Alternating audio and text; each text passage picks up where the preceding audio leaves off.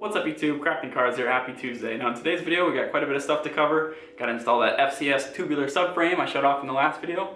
I'll be showing you guys my brand new wheel and tire setup. Then we're basically doing suspension modifications on all four corners of the car. A lot of work going into that, so let's get right into it.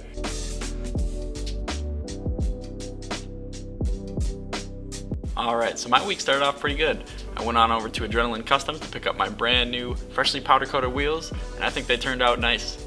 Then I headed right on over to Discount Tire afterwards to mount up some new rubber. I decided to go with Toyo R888Rs. They're a 225/45R16. Once I got back, I decided to load up my spindles in my CRV, take them on over to my buddy's house to get my new Truhart ball joints pressed into place. We ended up using a ball joint press with the Honda ball joint adapter tool. Worked pretty slick.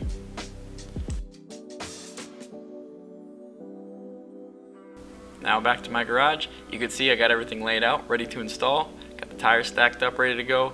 But before I install anything, I gotta clean up that mat I have under my car because there was a lot of brake fluid, rust, and a whole bunch of stuff under there from disconnecting lines and removing my old subframe.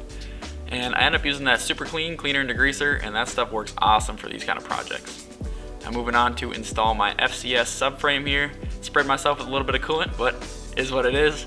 That subframe was really nice to work with. The thing's under 15 pounds and everything lined up pretty damn nice.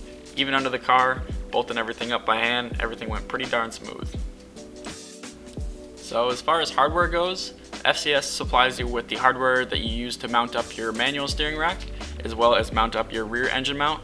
But any bolts that you use to mount up your subframe to your chassis, or your new subframe to your new lower control arms and compliance arms, that's all got to be provided by you. So some of that you could rob off your old subframe, but most likely you're going to have to take a couple trips to the parts store like I did. So it took like 4 or 5 trips to the hardware store, eventually get everything mounted up, because some of the threaded inserts on this thing are meant for the OEM like EG Civic DC2 Integra bolts, where I really only had EK bolts laying around. So eventually got all the thread pitches matched up, got the compliance arm bushings and lower control arms installed on both sides of the car.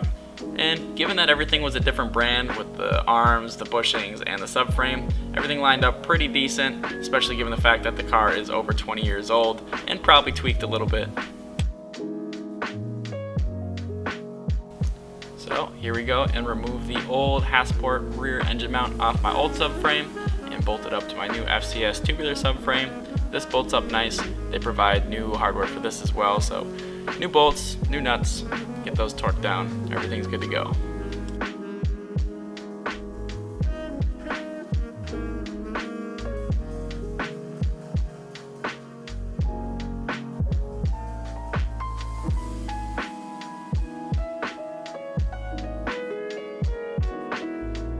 So here's kind of what it looks like, everything mocked up, and overall a lot cleaner than OEM. And my favorite part is it's stronger and provides a lot more space to work on your car, because y'all know something's gonna break. So here we go. I decided to take out my coilovers on both the passenger and driver side, because the next thing I wanted to do was install my brand new Truhart Camber links. So getting the old ones this side, no bolts broke or anything like that, so that's nice. Got the old bolts out, get that old Camber link pulled out of there, and the new one installed. These are easy to pull out. All you gotta do is loosen up the 2 bolts that you can access from the engine bay here. Slide in the new one. I just left it adjusted at where it came from the factory, so we'll see how it turns out later in the video. Now moving on to the rear camber links. These ones were a pain to get out. Those bolts were super tight, super rusty, even though I have been soaking them in PB Blaster for the past 2 weeks. It is only 3 bolts to get these things out, so at least it's a nice and simple removal and installation.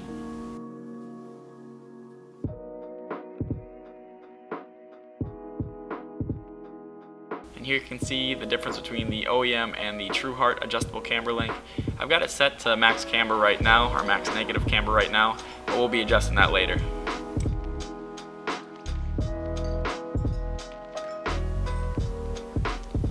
So here's the moment I've been waiting for a long time. Test fitting my 16x7 35 offset rims with these 225/45R16 Toyo R888Rs. Go ahead and jack up the tire, check out that fitment.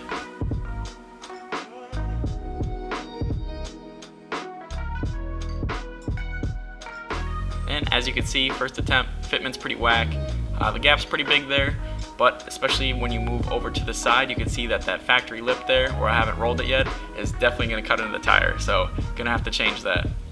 All I did was turn the Truhart turnbuckle a little bit, did a little bit more ghetto fender rolling to tuck that fender in, and we're in much better shape now. So now it's time to do some test fitting in the front.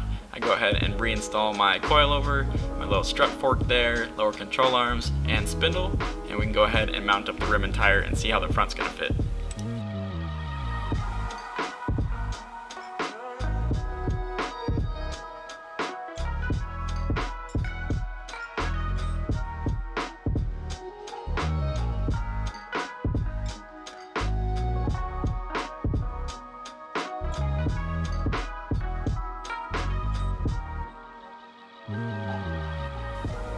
So yeah, here's what it's looking like, and I am pretty happy with this. So moving back over to the driver's side of the vehicle, you can get a better look at how I remove the upper camber links here. Just two 14mm bolts. The one in the back here is a little tricky to get at. Had to remove my brake bias proportional valve, but just pull it out. New one slides right in. The fitment of these Truhart upper camber links, really nice. In the rear, when I went to remove my OEM one though, we ran into an issue. I snapped a bolt. No fun. So, of course, out came the Sawzall and the cutting wheel, and we got the old bushing, camber link, and factory welded nut, grind it off there. And so basically with my new setup, I'm just gonna have to run a bolt going through the holes, new washer, new nut, and everything looks fine, so we should be good how I got it set up now.